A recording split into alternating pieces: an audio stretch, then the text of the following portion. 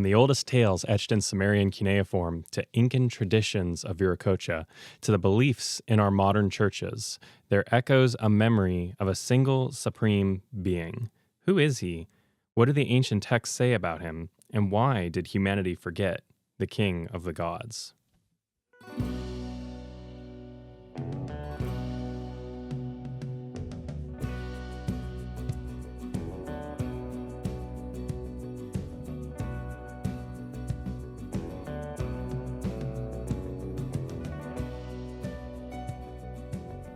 Shomomana Kalikunu, and welcome to Musings, the Mysteries, and the Mythical Matrix, ladies and gentlemen, musers, seekers of truth, interdimensional philosophers, and finally, all of you that desperately cling to your confirmation bias.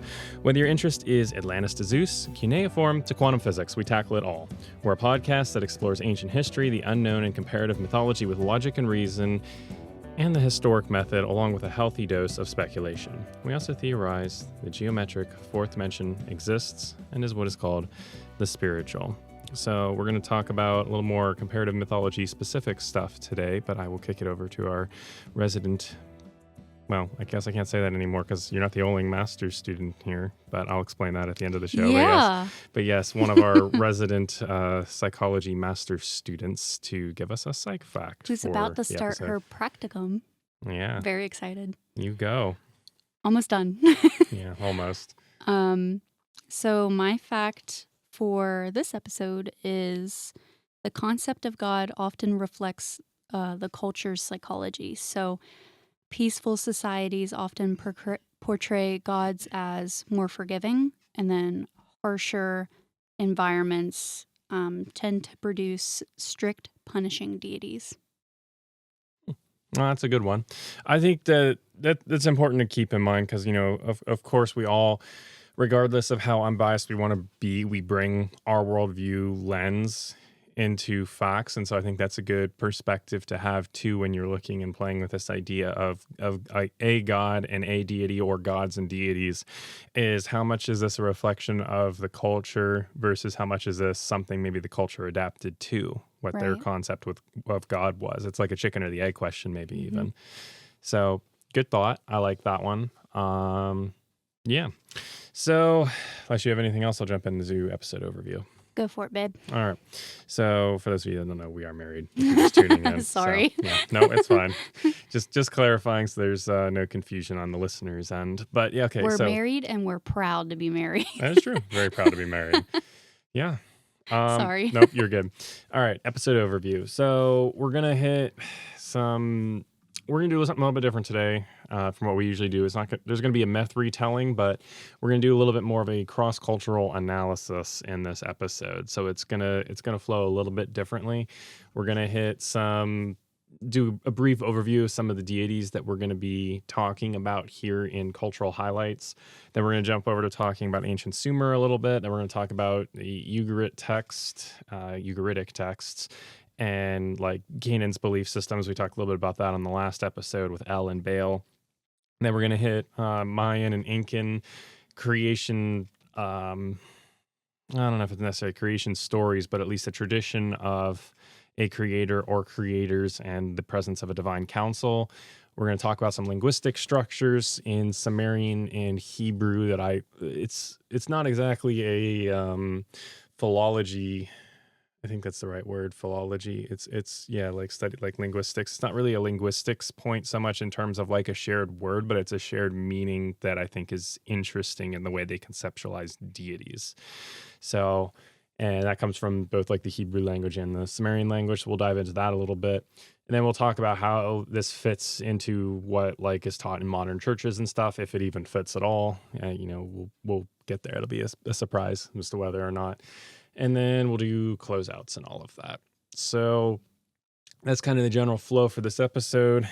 We will jump right in here to key cultural highlights. So we're going to talk about, from Sumer, we're going to talk about the deity On primarily. There'll be a couple others we bring up. We're going to talk about Enlil and Inanna. Those that have listened for a while, we've mentioned them quite a bit. If you're tuning in for the first time, these are some key deities in the Sumerian Mesopotamian pantheon. On is the sky god. Enlil is like the chief storm deity. Inanna is the goddess of love and war. And then we're going to talk about the Ugaritic deity El a little bit, the creator El. We're going to talk about in the Popol Vuh from Mayan. We're going to talk about there's a conglomeration of deities that are very interestingly represented. We'll briefly hit on Inca, Viracocha, and then we'll talk about some of the Bible as well and their conceptualization of God. So we'll jump right in here. That was a nice long-winded summary overview for you there, those of you that like a little recap. All right, so going over to Sumer, ancient Sumer, time travel to, I don't know, 5,000, 4,000 years ago, something in that ballpark.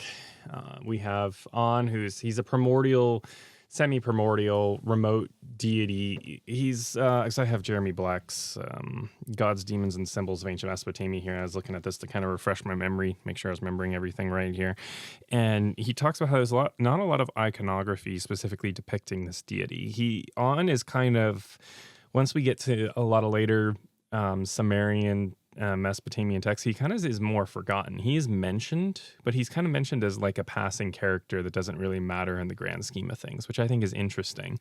We have this one deity that's just kind of like I mean, there's a lot of deities that it might be more minor that are in this category as well, but you have a primordial deity that fathers and is the king of all these other gods and goddesses, and he's just kind of forgotten. There's no real iconography depicting him, but he, at least according to Jeremy Black here, in the theory of three superimposed heavens, On occupies the topmost heaven. So this is, basically talking about the supreme deity here in the pantheon. Depending on which myth you go to, if you like the Enuma Elish, I think Anshar and Kishar is On's father. According to that one, it can differ depending which myth that you're looking at. But On is kind of one of those overall the other one deities. Whichever way you look at it, whichever myth you kind of rely on to base your perspective off of. He's kind of like he's top of the food chain. And then from him, you have Enlil, who's that storm, wind authority, because the Eanna region really emphasizes its storm gods. There's critical scholars like to point out that there's a lot of emphasis on Yahweh having storm god traits.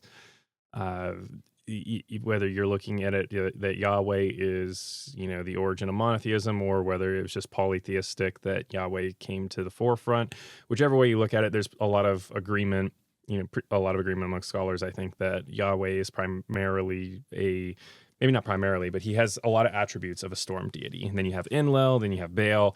And so there's a lot of emphasis on these storms, again, like we talked about in the last episode, because storms are important when you're in a semi-arid region. You need rain and water to irrigate your crops if you're not Egyptians with the Nile. You need, a way for your produce to grow.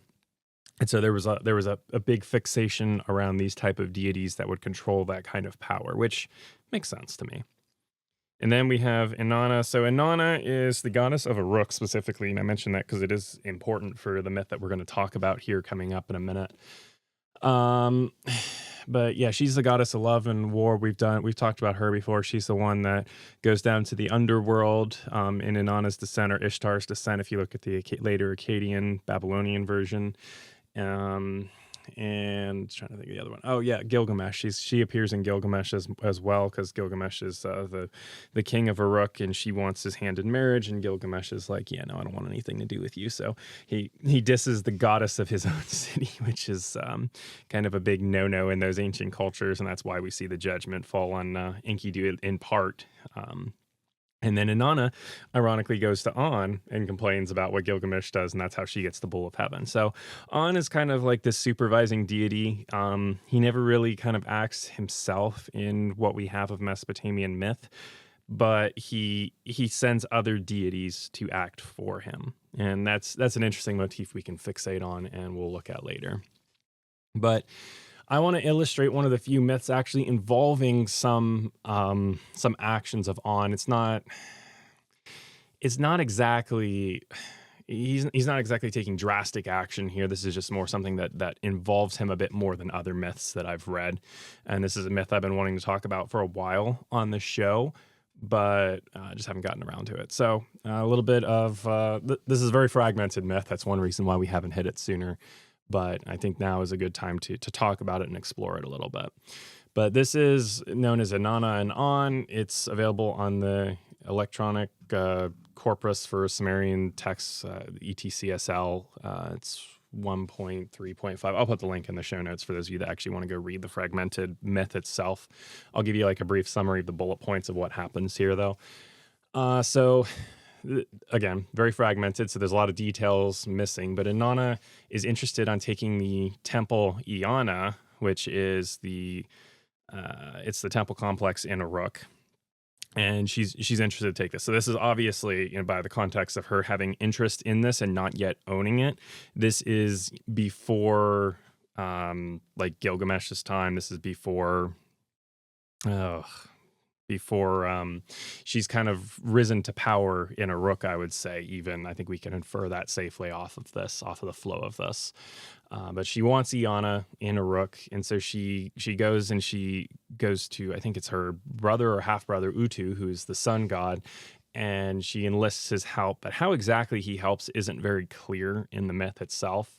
And then she goes to a fisherman, and she gets the fisherman the fisherman's help to navigate the marshes and to navigate the south wind that appears, which usually is a sign of like bad omens. And so she goes in, she navigates these swamps, and she's watching from the reeds in the swamps, which is a great place if you want to creep up and watch something obscurely. And apparently at this point, Eanna is in this myth not actually fixed to be on Earth. It transitions between heaven and Earth. It goes up and down. And so Inanna waits for Eanna to be hoisted down. And then once it's hoisted down, she seizes it and takes control of it. And On sees what happens, and he reacts with a lot of grief, and it seems like surprise as well, because he basically says, "I didn't realize you had the ability to do this, to take Eanna from me and to seize it from me." And he ultimately just kind of accepts what happens and allows it. And so that's pretty much the whole myth here. My theory. Oh yeah, one more thing too. One consequence of Eanna being seized is that there's an alteration of daylight and nighttime like durations. I think like daylight shortens and nighttime increases or something like that. So we have a cosmic result here as well. And so maybe that perhaps is the reason that Utu is enlisted to help in the beginning. Again, it's kind of fragmented. I don't see a clear point in this myth that he actually makes an appearance to really do anything major to help her out. So that's kind of my thought, is that maybe because it's going up and down from the heavens, that's where the sun god intervenes to do something to maybe sever the cord or something like that. I don't know. This is just kind of my inference here on what's going on. But there's the myth itself. What are your thoughts on that? Because I've been talking for a while. Sounds interesting. I don't really have many thoughts on it. I mean, what specifically are you? Just any first reactions, because I know I haven't told you that myth before. We haven't talked about it on the show. So just curious to see if you have anything to add as I take a sip of water very subtly here.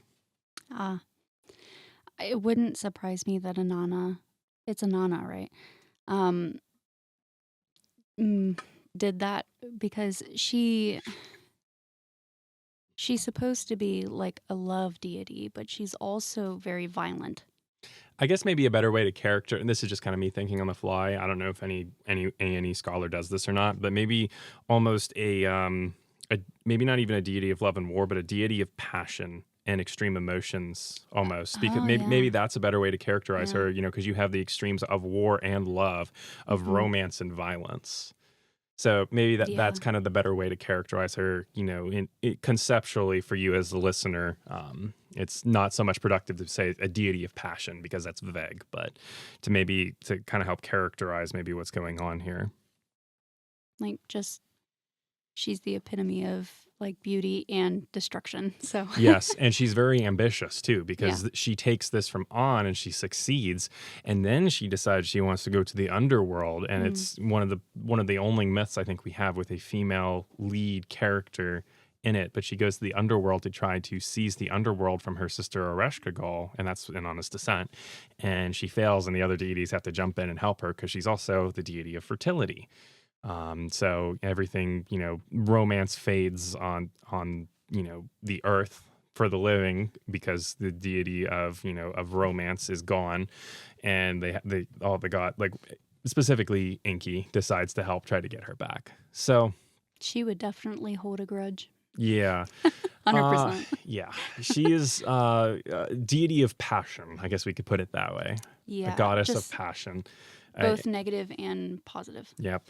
Yeah. Ambition, anger, romance. Would you say she's more political, or is she more just focused on the romance and the war? I guess war could be political. I think she's political in terms of her power. Okay. And wanting more and being strategic in how she goes about it. Okay. So, yeah.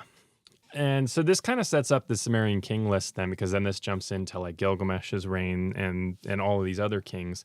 But it's weird again, and this is a point we hit on. I think let me look at the episode real quick, actually, because I know we hit on the mystery of Eanna a bit, and there was a big theory rabbit hole we went down there. Episode 62, for those of you interested, that one break down some Sumerian word meanings and the implications of those meanings in this context. But in the Sumerian king, let's just give you a little recap of at least some of that episode. There's a really weird point where the whole list of kings around Gilgamesh in that Uruk dynasty, there's just a lot of weird stuff. We have like one is described as being the son of Utu. I think it's I should have double checked all this. I didn't have all this in my notes here, but I think it's Meskigeshker, something like that. But like the first king in the dynasty, he's I believe he's described. Let me just pull it up because I have it perpetually open on my computer. Say something smart, babe. There is no approved or effective medication for bipolar personality disorder or borderline personality disorder. Nice. Thank you. I appreciate that. You heard me go on like a 20-minute rant about it the other day. Yes, I did. But yes, it's Meskigeshker, the son of Utu. He's the first one when kingship is taken to Eanna, which is in Uruk. But it's interesting too, because again, we went down this rabbit hole a while ago, so I'm not going to go down it again here. But it's interesting that kingship is taken to the temple and not to the city, which is contrary to the normal flow of how pretty much the rest of the Sumerian king list is written. Actually, I don't think it's taken to any other temple except for that one dynasty. And when it's taken there's all these weird things that happen. Like you have this literal son of Utu, the sun deity, that is the first one to rule. And then you have Gilgamesh, who is fathered by a Lailu, a male night demon. Is fathered by a phantom, depending on the translation that you look at. So you have all these weird things happen there. So that tells me that the ancients saw there was something bizarre with this one dynasty and this one temple. And so it's interesting they have kind of a whole story about how Inanna takes it. And, circling all of this back, I kind of theorize if this is almost a political memory here, maybe a religious political memory. Maybe this myth is entirely true in terms of like it's literally as it appears, but maybe not, probably not. I would lean towards maybe this is an analogy to a degree of worshippers of On using Eanna to worship On. And then later on, Inanna kind of becomes the primary deity of the city, the goddess of the city of Uruk, and she takes the forefront, and she kind of displaces this On worship in Uruk, and that's why Eanna becomes quote-unquote her temple. It's not that she literally seized it from On, it's that people chose to worship Inanna instead of On. And they wanted to replace On because On becomes very quickly a background deity in most mythology and texts that we have. So I would buy that. Yeah, so that's my theory on it. I think there is, of course, some truth to myth. I think that you just assume the ancients never know what they're talking about and encode everything in all these drastic stories to communicate stuff, which sometimes it's the case. Yes, I'm not going to deny that, but I think we jump to that answer and assumption too quickly, and instead of just assuming it's all like made up, we should search for the kernel of truth in there. Maybe it's not every little detail, but maybe it's 50%, maybe it's 60%, maybe the entire thing is true, and we just have a very different understanding of reality now. Maybe we need to look at like these words that they're using through more of a scientific lens and try to understand what they're talking about scientifically. There's all these different angles, and that's why I love all this comparative mythology stuff, where we shouldn't just assume, just because they were ancient people, that they were dumb and that they just encoded things in myth to make it a good story. Maybe, but what if it isn't? And what if we're ignoring a huge part of human history because we just assume the ancients didn't know what they were talking about? Stay tuned. We'll be right back.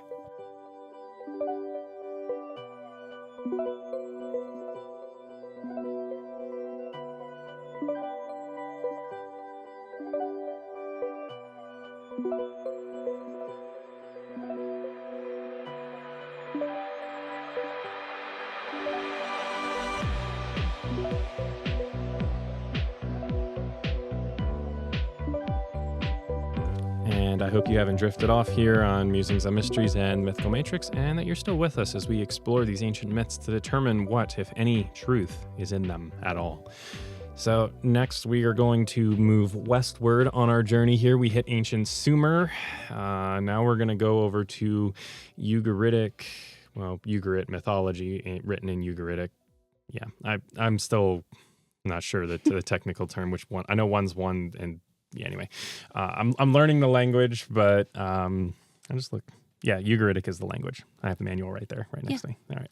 Yeah, I saw it was from the same author. This is what kind of pushed me over to learning. I'm going on a tangent. I'm sorry, listeners. I know there's going to be some people that drop comments, be like, you guys aren't getting to the point fast enough and all of that, but it's okay. Fast forward the video. Yeah, you can fast forward the podcast. Fast forward like 30 seconds and we'll be there.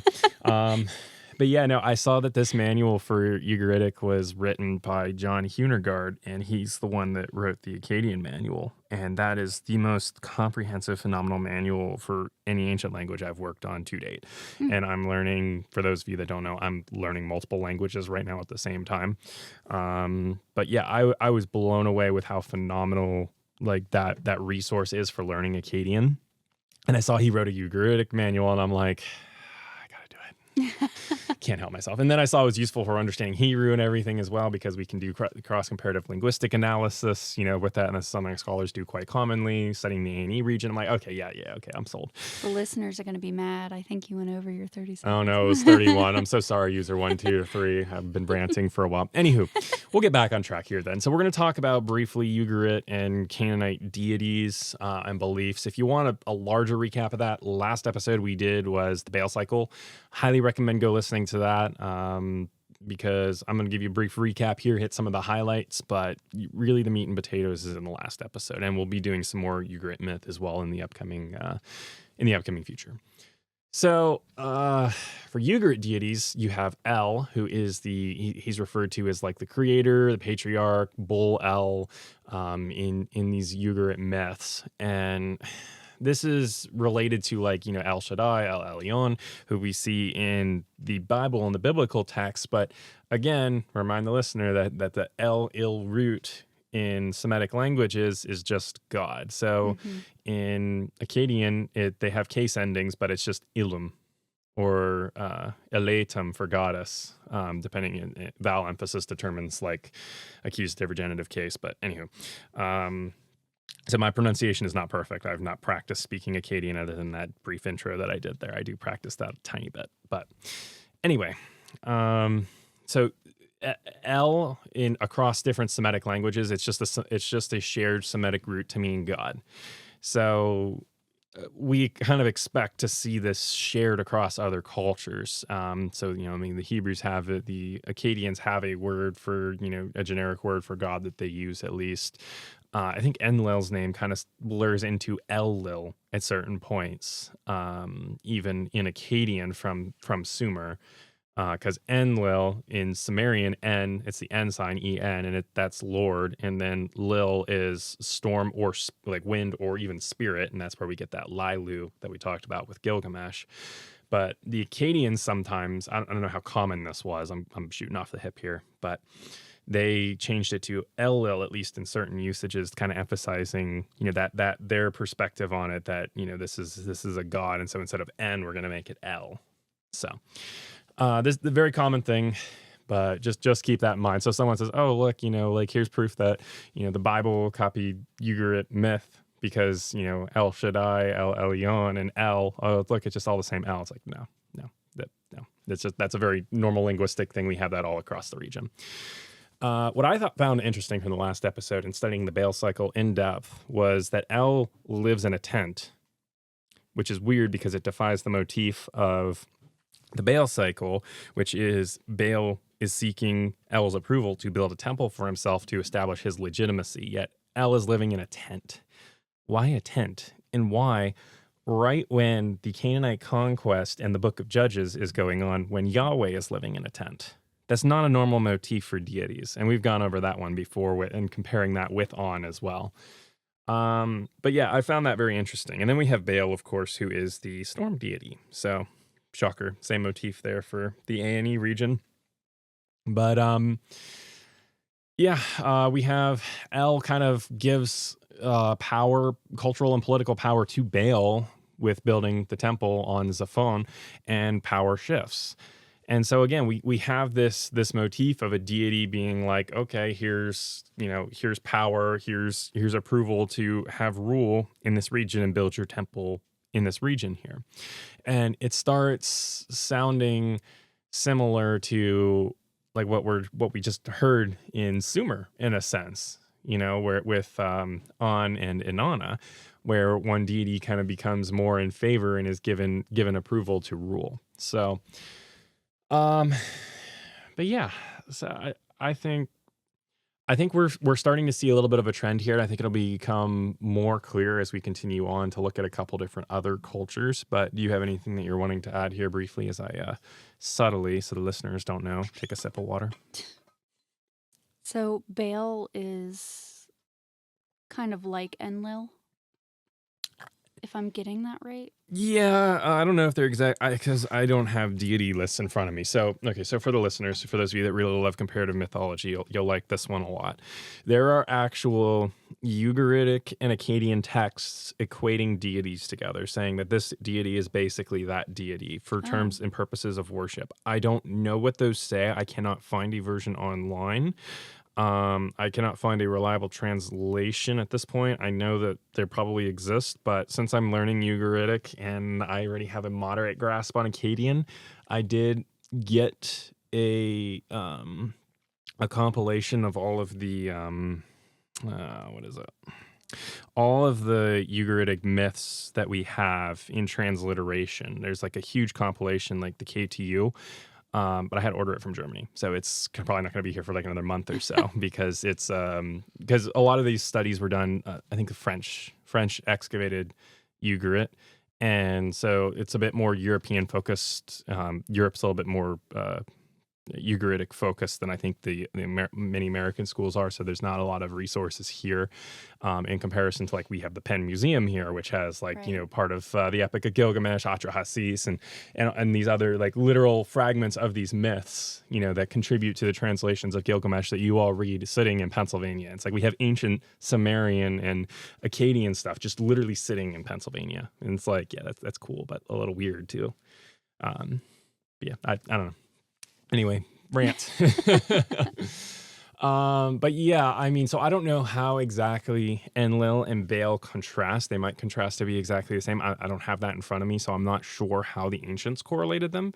They would at least be similar in function. Both storm deities, both kind of heads of their respective pantheon in one sense or another. So yeah, you're on the right track there. Okay. to at least loosely equate them. It very very well may be in the KTU that they're actually equated in one of these texts. I don't know because I don't have that in front of me. I haven't read it and studied it yet. Stephen, buy the book and tell us. What book? The KTU? Yeah, the one that you were saying. It's Ugaritic. It's not English. Stephen, learn Ugaritic. Yeah, I got a Hunarguard's manual here, Stephen. You need to go learn it. Help me out with my language studies, Stephen. Be a Stephen. Be curious. But no, I know Stephen will appreciate that if he didn't already know that, because That's it's actually a good really helpful. resource. Yeah, Yeah. Mark Smith mentions it in passing in one of his books. I'm not a big fan of Mark Smith's writing style. He takes some. He doesn't really, from my read, he doesn't really get to, and again, we're going on a tangent here, so I'm sorry. Yeah. But he doesn't, it's really hard to process exactly what his thesis is. He's not very clear on what direction he's going and what his model is. Versus like other scholars like Dr. Michael Heiser or even Simon Parker. I like their works a lot better from what I've seen, because they actually like give you a clear, this is what I'm saying, this is how I'm interpreting this, and here's the evidence to back it up. Right. And here's the sources to varying degrees. I don't know if I would agree with them on every single point necessarily. I haven't studied Heiser enough or Simon Parker enough, but I at least respect where both of them are coming from, because they're very data driven. Right. Mark Smith, again, I'm not meaning this as disrespect. I respect, his work and his efforts and his knowledge and all of that, but he's very hard to track with for the lay person, and even for me, someone that's passionate about all this and is learning a lot of this. I just kind of read like a good 10 pages and I'm so lost as to what the point is here. But anyway, he has some nuggets, and one of those nuggets was that there's actual deity lists. So that's something that I'll dig into in the future once I actually get the text. But yeah, let's talk about the Popol Vuh here. So we're going to shift gears. We're going to go really far west now. So we went from Sumer, which is in modern day Iraq, and then we shifted west to Ugarit, which is in the border of Syria, Turkey region, right next to the Mediterranean. And now we're going to go even further west to Central America, where we have the Popol Vuh. And the Popol Vuh, this one's a little more convoluted, and there's not really so much a lone creator per se, but it read bizarrely. And so I want to fixate on this a little bit and at least briefly talk about it. But I'm just going to read what the Popol Vuh initially says here. Actually, we're kind of due for a break, so I think we'll just take a pause here real quick, and we'll be right back.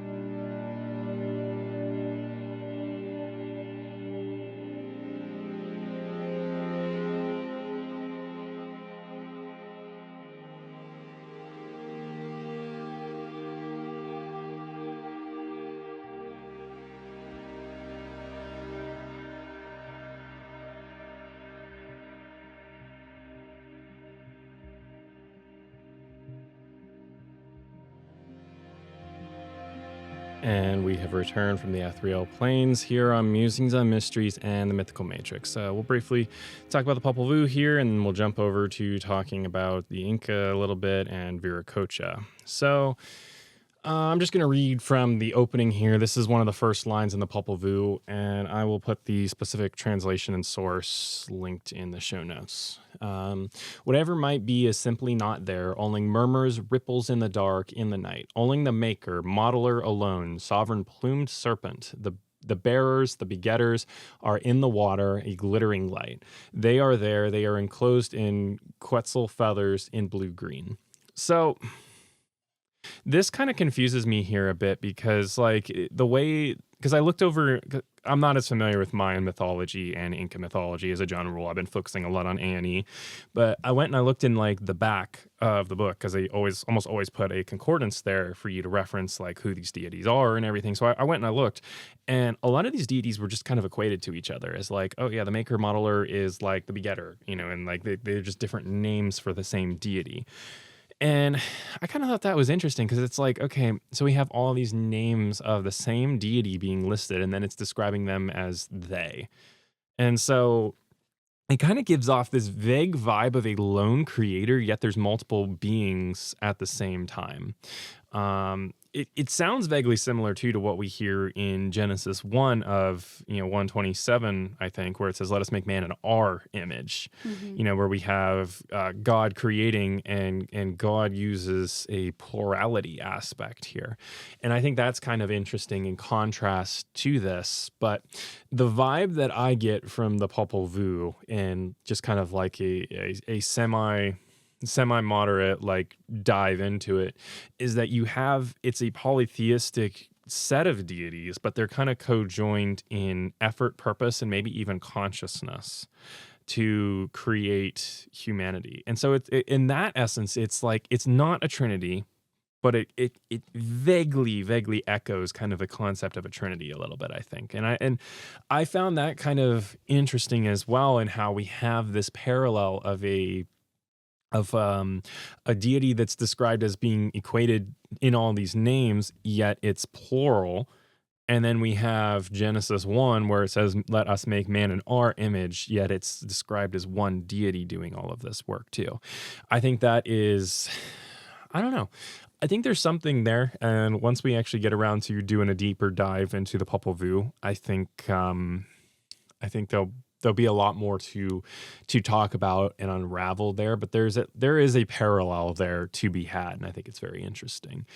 And it's texts like the Popol Vuh that really destroy a lot of these Genesis just copied other myths, arguments that are circling around, because you have primordial waters that are separated and land appears in the Popol Vuh as you do in Genesis, that there's just this primordial void of water at first and that there's nothing there. And this echoes that Tehom Tiamat concept that we see from the Enuma Elish to Genesis. And so I think it's easy for people, because it's their scholars, specifically talking about scholars. And again, this is not meant as disrespectful, but I think it's very easy for scholars to get hyper fixated on like their area of study, and only consider what the A&E has to say about things, and not consider how their principles transfer over to other cultures around the world, and how they can argue motif stealing or motif influence, but other cultures in different areas of the world having the same motifs is a direct challenge to that. And we have that with the flood, and we have that with creation, which are the two big pivotal unique narratives from Genesis that would be global, if there was any kernel of truth to them, which it seems to be. So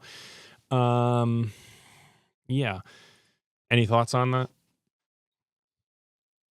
Just on, it's Mayan, right? Yeah, so it's Mayan. It's preserved in the more recent tradition and still extant language of Quiche, which is a modern Mayan dialect, and it's in no, it's in Central America. I forget which country specifically. I want to say it's on the west coast, across from Belize, maybe something around there.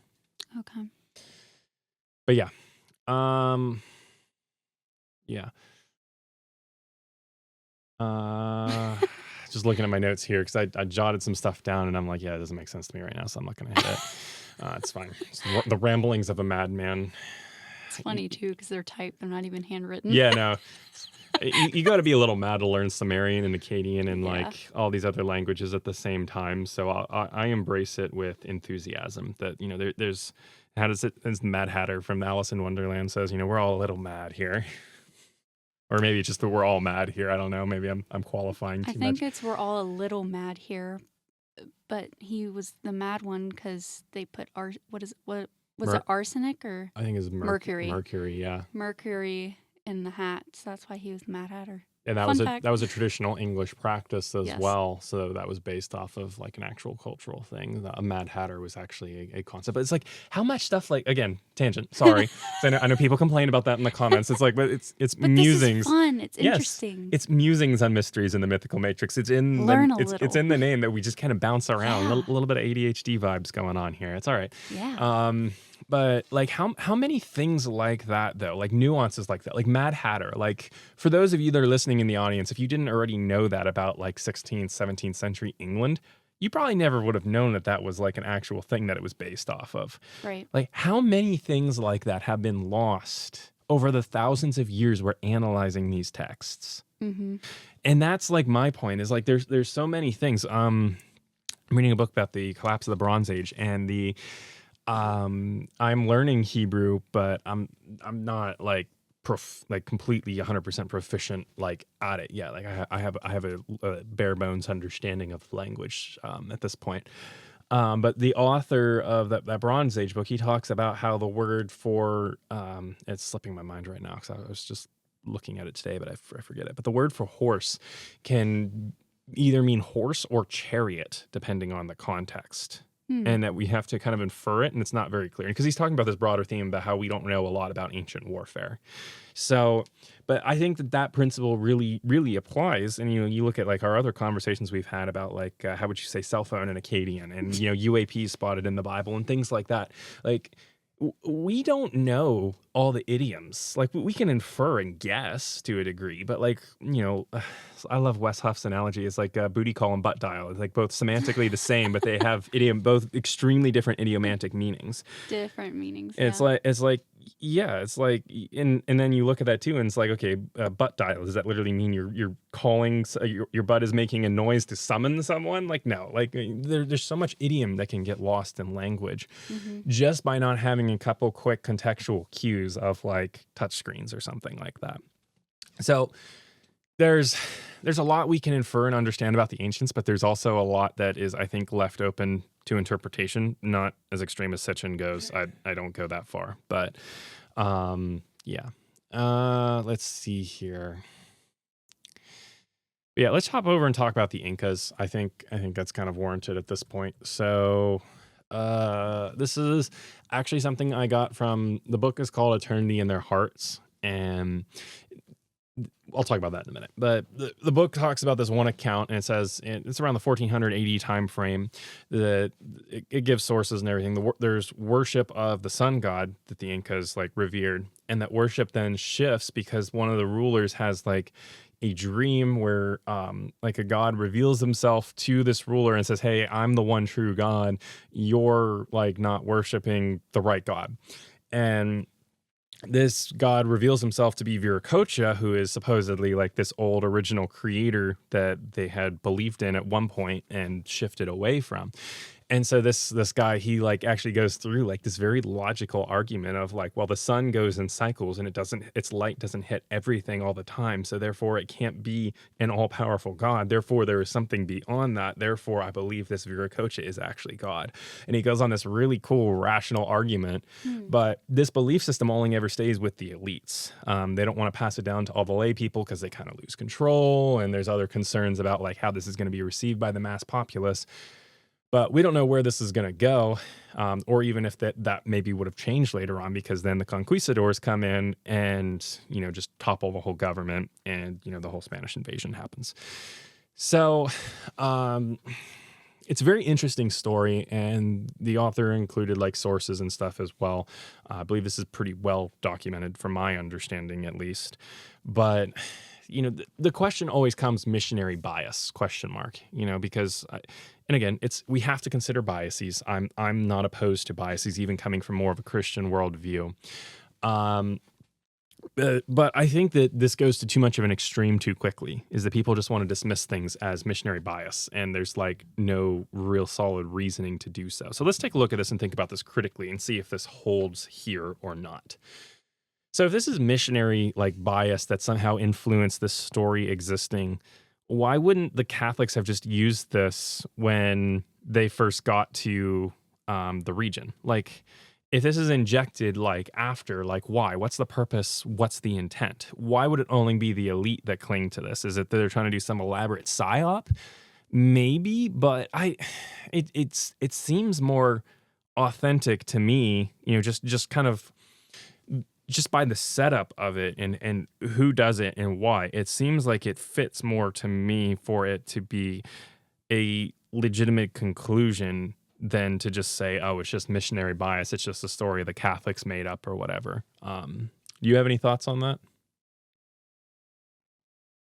I mean, wouldn't that apply to other scenarios too? Like, most scholars immediately, I guess, downplaying myths or the Bible story I mean, wouldn't that kind of be a missionary bias, or am I thinking differently? Am I wrong here? Okay, let me. I didn't explain this very well. That's on me. So the person that wrote this book is a missionary, from my understanding. Okay. So the argument here is that missionaries are jumping to conclusions to make connections with the Bible and these other cultures that may not necessarily fit or may not even have existed. And there are instances, I think, that have been faked before too. I will quantify that there was some Native American tradition that supposedly was written down. And it I haven't done a ton of research on it, so I don't want to speak to it really in depth, but there was supposedly some North American, Native American tradition that was for some creation or something that mirrored very closely to Genesis. And from the loose research I've done, it seems like it's entirely fabricated. Because for one, I don't think there's any writing systems in North America, yet this was written down and it had no influence on the region, this writing system, yet we have evidence that there's writing systems that would influence the region for cuneiform, because Sumerian cuneiform, then Akkadians took the cuneiform writing system, then Ugarit, then Hittite, and we lack the contextual evidence that would support something like that. So I'm skeptical of some of these supposed parallels that we see with Bible and other myths being just missionary fabrications. But So is that more like missionaries come and they think that the culture needs changed? Is that what you're trying to say, or? Again, I forget the name of this, and I haven't researched this a ton. I'm sorry. No, it's fine. But my vibe is that it was pretty much just the missionary came and made up a story that mirrored Genesis from the native, quote unquote, Native American lens, and then tried to pass this off as being an actual story from their myths. Yes, to try to further Christianity, which I'm not okay with that. You're fabricating, you're lying to try to force something. And in the long term, the truth always comes out, I think. So you're not even helping Christianity at that point. You're hurting it, because then you're showing, it can't stand on its own enough. You have to fabricate things to make it fit. And then that just discredits Christians in general, whether you're a scientist or an apologist or an A&E researcher or whoever else, because then the Christians just make stuff up to fit their worldview. So that certainly exists, and I'm not going to pretend that it doesn't, but I think it's important we look at kind of the context of this here, and I don't so much see that here, where it's just this brief stint of, a belief system. What is there to gain to say, the rulers right before we showed up, we speaking from the conquistador missionary standpoint, right before we showed up and wiped you all out, the rulers right before then, they were Christian, they were basically Christians. They were on the verge of, monotheism. What good does that do you? It's the people are going to look at you and be like, dude, you're just making stuff up. If you're trying to win over the populace, that does nothing to win over the populace, because they know you're full of crap, or they're going to say that you're full of crap. So,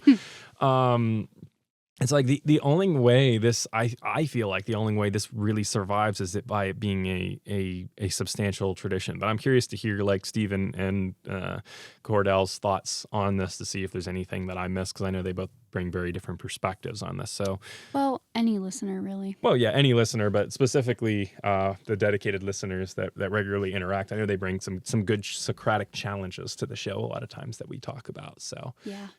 Thoughts welcome, you two and everyone else. And you can email us m.quad.musings@gmail.com. Let us know your thoughts. Comment on YouTube. I don't check comments on Spotify or places like that. I don't even get notifications for that. I don't even know how to check that. And then I didn't even know you could comment on Spotify. Apparently, I think you can. Maybe I don't even know what I'm talking about. I'm a podcaster for 2 years, and I don't even know what I'm talking about podcasts. So Spotify? What's Spotify? iHeartRadio? You love radio? But anyway, yes, we also have a Discord. Jump in the Discord. The Discord link will be in the show notes as well. But yes, it doesn't really seem to serve any major benefit to make up a story like this. If we say, hypothetical, that this is just a made up story, that this belief in Viracocha being a supreme deity, I'd say on the monolatry side, a single god residing far above all other polytheistic gods. So a polytheistic system with a supreme god at the head and other minor gods existing below. if we're kind of looking at it from that perspective and this belief is just completely made up, I don't see what end this serves. You're not going to convince people by just making up a story like this. Like, you're not going to win converts because, you know, they're going to reject you as outsiders. So I don't see how you would manipulate this. And I'm not saying it's impossible, but I don't see how you could easily manipulate this story to fit like that kind of narrative. Like, it seems to me much more likely to be legit tradition, like real story. Because like, again, too, like if you're in a polytheistic society and a bunch of invaders show up and you know, you have monotheism forced down your throat in some instances, you're probably not going to want to make your last rulers from right before, you know, you got the invasion lean towards the beliefs of your invaders. You know, you're probably going to want them to be distinct and adhere to your older beliefs. And if depends on how devout you are as well. That's true. But like, again, too, it's like it's hard to change the minds of a whole generation without like a lot of psyop-y kind of stuff. So like to say that a whole generation just stayed silent as history was like 100% rewritten on something like this about their own culture by the Spaniards, it's just not very likely to me. And so I know I've been kind of circling this one for a little bit. So I'll say one more thing on this, and then I'll kick it over to you, and then we'll leave it at that. Kick it over to me. Yeah, if you have anything else you wanted to say. I was like, oh, was I supposed to prep something? Yeah, you're supposed to prep the whole rest of the episode. What are you doing? But yeah, so, and this goes back to Stephanie Dolly's comment. Again, no disrespect meant, but Stephanie Dolly is a translator of Myths of Mesopotamia. Great compilation, fantastic work. But she basically proposes the argument that these flood traditions around the world, in contrast to like Atrahasis, that there's no reason to assume that these, I might be slightly misquoting or slightly misremembering here because it has been a while, but we talked about this previously. But the gist of it is that there's no reason to assume that these myths are original to the cultures and that they might have just been Christian missionary influence. Okay, fair. We can consider that to a small extent, but to just dismiss something like that with a sweep of the hand and not offer a single rational counter, because she didn't, from my recollection, it's like that does a major disservice. Like, how do you know that? How do you know every single flood myth around the world except the A&E region is not original? Like, that's just dismissing myth as a whole. That's dismissing these cultures as a whole. It's borderline disrespectful to them to just say, oh, it's just Christian influence and they changed their myths. Well, maybe some, yes, I could concede that. But for every single one, we have to actually do our due diligence and talk about it and explain it. We can't just, say, oh, there's no reason to assume that and just dismiss it with a wave of a hand. I think if you're going to make a pretty big claim, you better have a ton of evidence to back you up.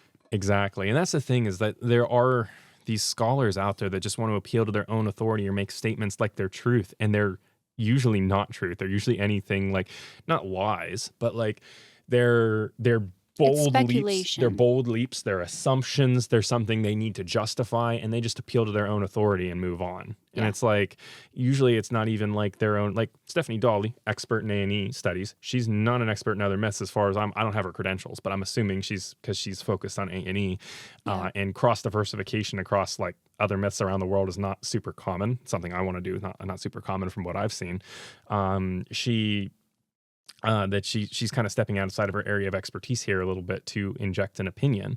And there are other scholars that do this as well, some of which are on YouTube and say opinions, and they'll say things and they won't back them up. And it's like, you have to back up your reasoning. You have to offer more than just opinion or scholarly consensus. You have to actually bring some data to challenge what's being brought to the table here. Like, if you're going to make an extraordinary claim, you have to have extraordinary evidence. Like, you got to have something to back up. You got to put your money where your mouth is. You got to have something. Archaeological find, something beyond just scholarly consensus or, a hand wave dismissal or rhetorical dodges. Like, you need to actually have stuff to bring to the table. And a lot of these scholars don't when they say stuff like, not all of them, but from what I've seen, there are a number. I don't want to say a lot, maybe a lot's too much, but there are a number of scholars out there that do this. And it is very concerning. even in their own areas of expertise, scholars can be egregiously wrong. Experts can be egregiously wrong. Autopsy of a Crime Lab by Brandon Garrett, sitting right next to you. That's a phenomenal one that talks about all the issues of forensic science and how I think there's like 400 people that were put in jail over experts making claims of confidence that they just shouldn't have made because DNA testing came out later and it proved them wrong. And these people were spent time in jail and they were released. So anyway, that was a nice big soapbox that we got on there. So we'll take a break. We'll do linguistic analysis, unless you have any final thoughts. And then we'll talk about the broader model, biblical influence and perspectives, and then do closeouts. Stay tuned. We will return in a moment.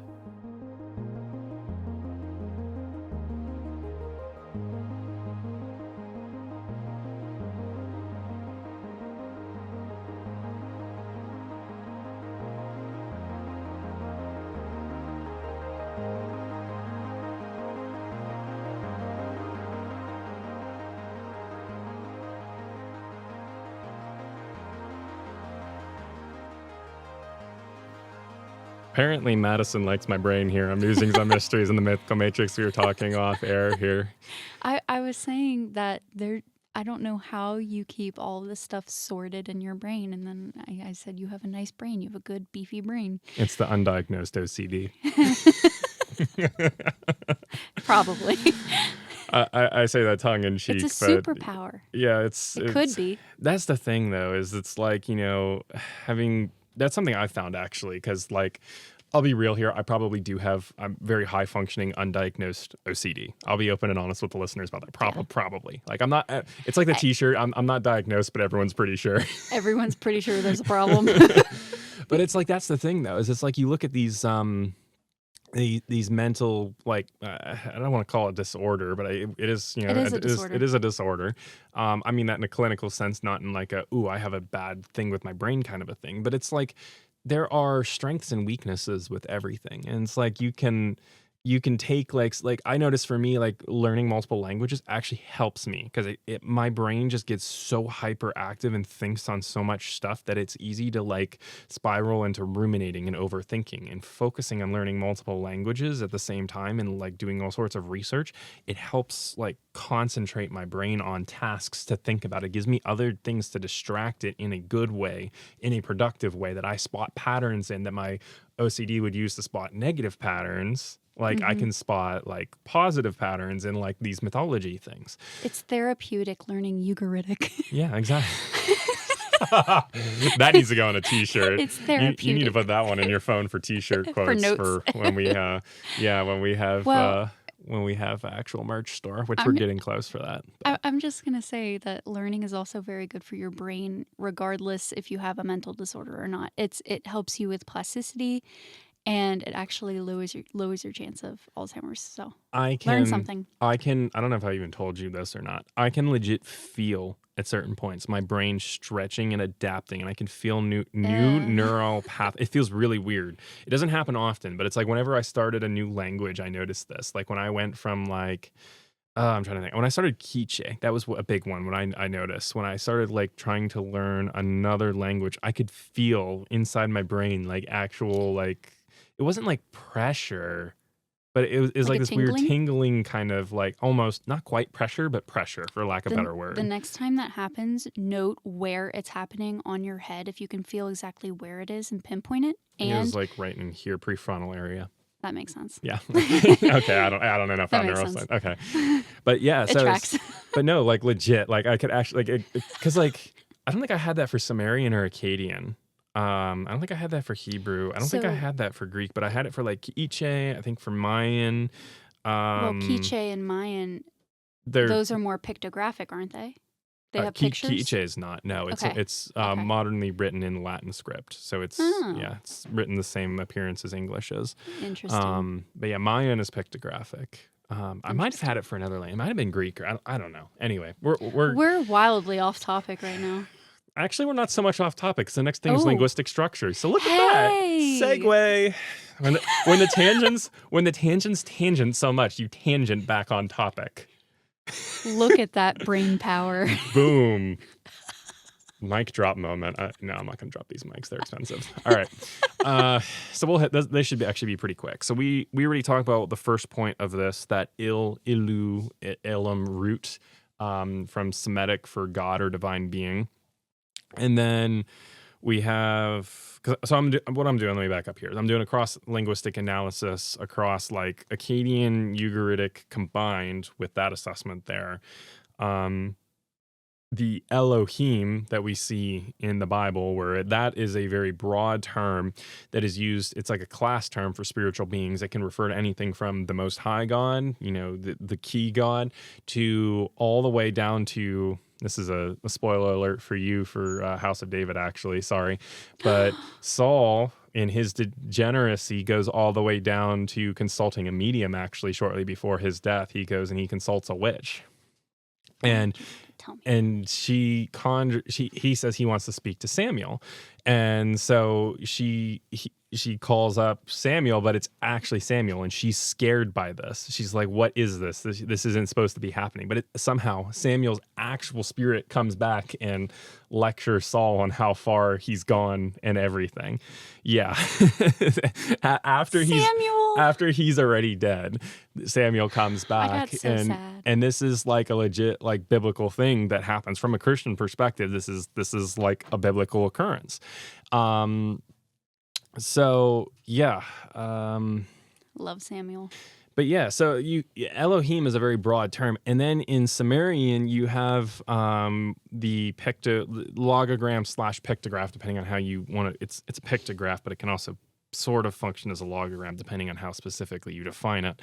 It's called the Digyar symbol, but it's also the marker for the specific name of On. So it's the phonogram On, but it can be used as a determinative before a deity's name. So for like a deity's name, you would have the determinative, Digyar, and then you'd have Enki. So you'd have 3 symbols for like the god Enki, but you would only speak 2. But that Digyar tells you that this is a deity that we're talking about, and it's a marker that's in cuneiform. This can also just appear as a phonogram. So the sound On exists in various Sumerian word flow. I'm going to do this off the hip. I might be forgetting portions of this. Anabda Lima Ba is of the 4 quarters. And On is used in there because it's part of the semantic flow of the phrase, but it doesn't refer to a deity or a divine determinative. And then On can also symbolize the deity On. And so, but the point that literally bears the same, like the symbol is On symbol, and it's put before all other gods, shows that he is kind of the foremost god from all of these other deities. Like he is the father of all these other deities, so much so that they bear his marking in a sense, and it's written in the name. And what's cool too is that the Digyar symbol also looks like a star with 8 points on it, and the sign for Newell, which is constellation, I want to say, I'm not sure if it's Sumerian or Akkadian, actually. I don't know that one off the top of my head.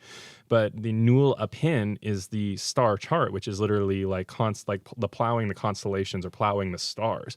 The Newell sign is 3 of these Digyar signs stacked into like a triangle. So you have one up top, one below like a semicolon, and then one like in the middle and to the right, making a triangle shape facing to the right.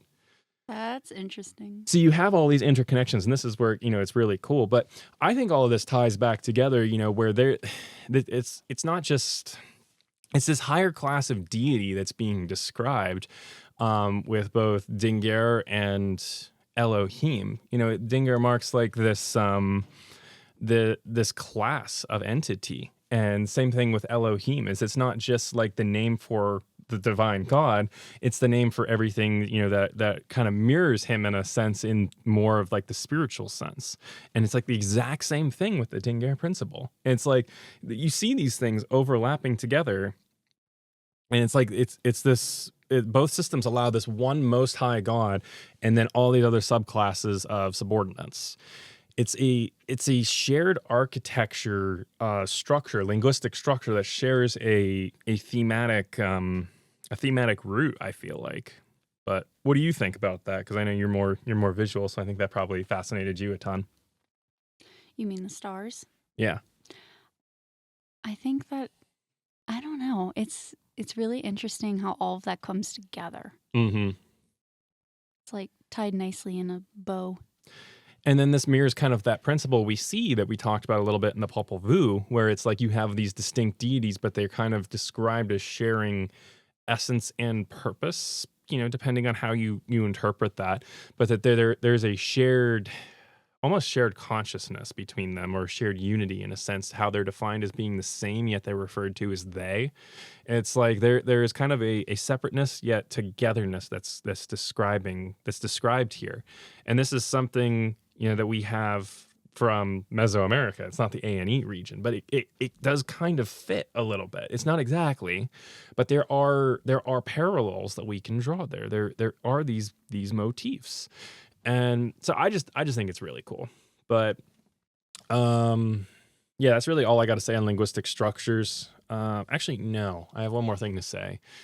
I am going to pull up the thumbnail picture because I need to explain what that is for our listeners that are actually curious, because I did something a little bit different with this one here.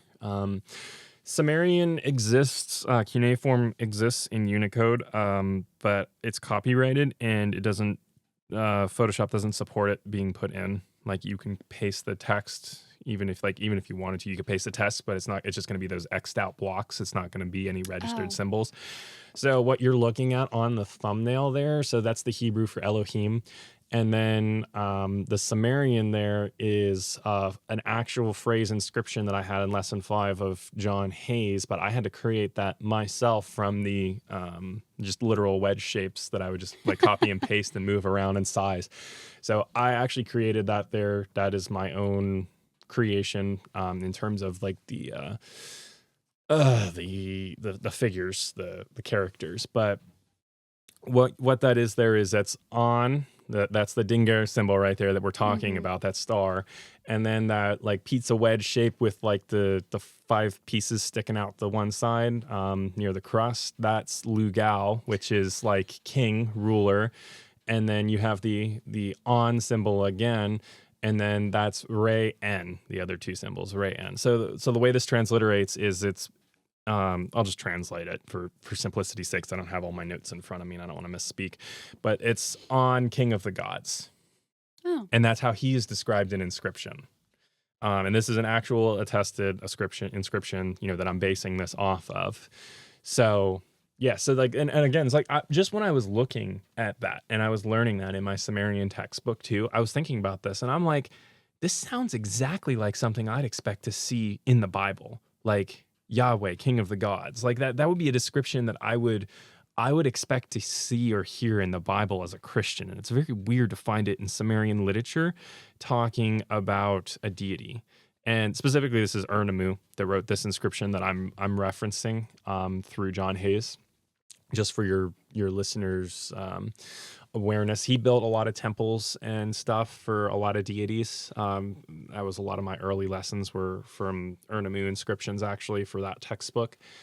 We talked about this a little bit more in the last episode too. So I will leave it at that. If you have more questions, email us. We can always do a listener communication episode, and I can rant about this stuff for another couple hours if needed. But couple hours. Maybe. Not without more water. I'm almost out of water, so we got to wrap up soon anyway. Okay. But yeah, I mean, again, I'll hit this briefly here. This kind of hits that myth model that we follow. So the model we have here on Musings on Mysteries in the Mythical Matrix, and we're not married to it per se, the way that you and I are married to like each other, but this is where I lean constantly when I look at all of this stuff. And I try to see, is there any other perspective that explains everything? And I don't think there is.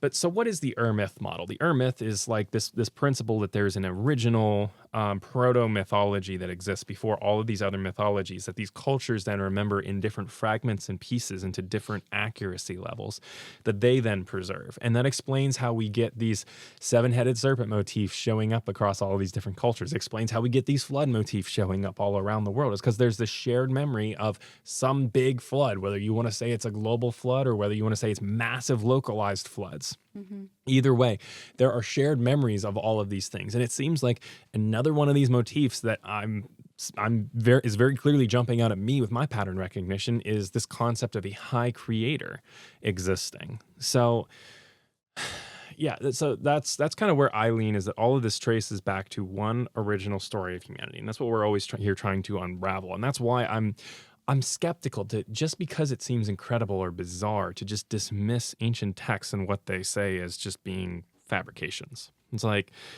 that just frustrates me. But anyway, I think there's room for that too. So like there's room for some of these are allegories or stories or whatever, but I don't think all of them are. And if we'll kind of finish this up here with a biblical integration. So Deuteronomy 32, this of course kind of fits where there's a chief god, and then there's other subservient gods. We see this mirrored as well. And then this also kind of co-witnesses a little bit with Romans 1, especially with the Inca Viracocha thing, where this guy kind of rationalizes to a monotheistic conclusion, and this kind of seems to co-witness a little bit with what Romans 1 says about how the acts of God are present, and I forget the exact wording of it, but that the works of God are clear amongst creation, basically, and you can kind of infer God's existence off of that. And that kind of seems to be this same journey of this this one Inca ruler with his belief in Viracocha. And it's just kind of interesting to me that we have like a co-witnessing of something like that. So, and then that Romans 1 also talks about how, the high God is exchanged for, lesser beings. And this is the traditional A&E pattern. And so my theory on all of this is we have like a Deuteronomy 32 thing happening where God gives off rule to the sons of God, whatever you want to define them as, ruling different regions, and that then the people of these cities focus on the God that is present in their day-to-day life. And that's exactly why we see On in Sumerian mythology, he kind of just fades to the background. Very early on in earlier texts, he just doesn't take a big role. He's just sitting far removed. But these other deities that are the deities of the city, they're very active, and there's a lot going on with them. They're worshipped. The definition of temple, basically just means house where this deity resides. So we have all of these, pieces that fit together that seem to be pointing to that there was originally a high God, but then not by like power, but just by presence in day-to-day life, other deities popped up, and they were the ones that were worshipped. So that's kind of the key takeaway and conclusion, and how this fits together with the Bible. I think that this perspective and this theme we're seeing does fit. But yeah, you have any thoughts that you want to add on anything here? No. All right. Well, that was very, very insightful. Thank you. You're welcome. I aim to impress. That's good. All right. So we'll do a brief break here, and then we will come back, do some quick closeouts, and close out the show.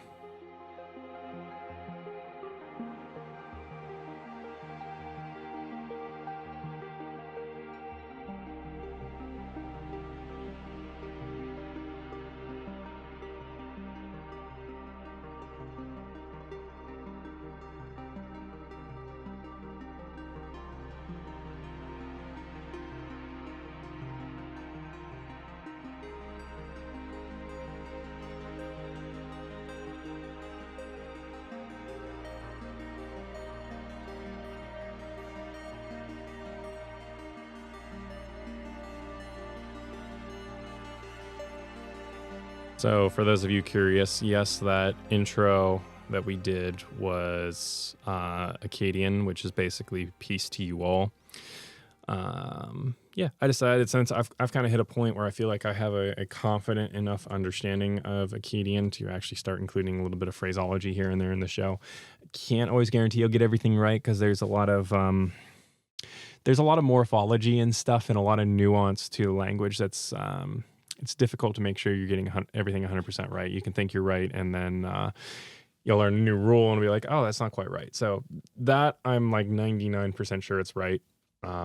We have attested inscriptions of Kali Shunu, which is third person, Kali Kunu, second person. I don't know if we have any inscriptions with that or not, but it, based off of morphology rules and case rules and everything, it works. So I'm not just working to learn Akkadian and just use inscription only phrases. I'm actually working to grasp morphology and to make our own phrases for M-Quad and everything, and to kind of bring it back a little bit as a spoken language, because I think that helps understand nuance in the language and everything as well. So I haven't practiced speaking it a ton because I'm not quite to that point yet, but I'm getting there. So yeah, so the phrases you hear are going to follow Akkadian morphology, might not always be attested, might be slight corrections from time to time, but yeah, just, for your information, for those of you that are curious. And I explained the inscription on the thumbnail. That was on my to-do list for closeouts. Just want to briefly talk about podcast direction too, because I feel like we've kind of initially just started out me and Trace, we just kind of would mull over random stuff, and there are things that I would say that looking back I'd be like, yeah, that's probably nothing, maybe there's something there, but oftentimes not. Where I drew in the Genesis 1 episode, I made a connection to shamans and shamayim. Shamayim is the Hebrew word for sky or heavens, and I propose a possible connection there. Linguistically, I'd say that's probably unlikely from what I know now of learning ancient languages, but I mean, it's still not out of the realm of possibilities, I suppose. But, a lot earlier on, I just kind of tackled all sorts of random topics, and it was more heavily focused on the musings section. The more I researched this, the more I've kind of developed a passion for these myths and the study and everything. So, I mean, for those of you that have been with us from the beginning or near the beginning, I think you've kind of been able to infer that a little bit from all the rants and everything that we go on. And all the research I do. Learning languages is not an effortless endeavor. There's a lot of work involved in that. But yeah, so I mean, I think we're kind of shifting a bit more from just, speculative musers to leaning much more heavily on a scholarly approach. I'm bringing much more of the history methodology lens that I've learned from my dad having a PhD in the subject, to this, where I did bring that some before. I'm bringing much more rigorous methodology now than I did a year and a half ago. So yeah, just kind of clarifying that for the listeners. The earlier episodes, yeah, I think there's still some value in there, but you might listen to some stuff that 2 years from now, I'm going to be like, yeah, that's not even remotely correct. But that's a sign of growth, and that's the point. So, you're kind of listening along to the journey that I'm going on here of just having a casual, semi above normal interest in this mythology stuff to, hitting Mesopotamian mythology and thinking, oh yeah, there's only 1 or 2 episodes to do here. And then we did 10 episodes, and I'm deeply passionate about the subject now. And it's yeah, there's a lot more here than I thought. You're kind of watching me develop a hyperfixation, I guess. You're listening to me develop a hyperfixation here, for lack of better words. I mean, are you still wanting to explore other topics too? Oh yeah, of course. Okay. Of course. We're still going to keep the broader direction of psychology and, the spiritual fourth dimension, UFOs, all of that has Bigfoot, cryptids. I need to go down the cryptid rabbit hole. That's actually a good series for easier episodes than these myth episodes. Yeah. So yeah, I definitely still have interest for all of that stuff and to talk about all of that from a scientific critical lens, and not just ooh, fringe believe in anything lens, but to bring a much more scholarly and rigorous approach. That's kind of the direction I'm going. I'm that's where I'm looking to go. Ideally, and I don't like to talk about, I hate talking about distant plans, because things can always change very quickly and shift very quickly in life. Right. In terms of oh yeah, I'm gonna go do this, and then some other thing comes up and that's no longer an option, or a better opportunity comes up. But I mean, my long-term goal is to get a master's in A&E, actually, in the Ancient Near Eastern Studies. There's a couple different options near me. That'll be a couple years down the road. But all of this is just kind of front-loaded work for a master's. And that's the direction I'm going, and I'm learning these languages and doing all this research. And it's yes, it's giving me content, and yes, I already have the ability and the skills to bring a master student lens to all of this stuff, but it's also helping me prepare and building up the groundwork for an actual master's degree in the subject down the road. And it's kind of like that form follows function kind of thing, where it's I won't quite be at a master's by the time I start, but hopefully I'll be moderately close to master's level, and doing the master's itself will be more of a breeze because of that, instead of having to learn everything from scratch.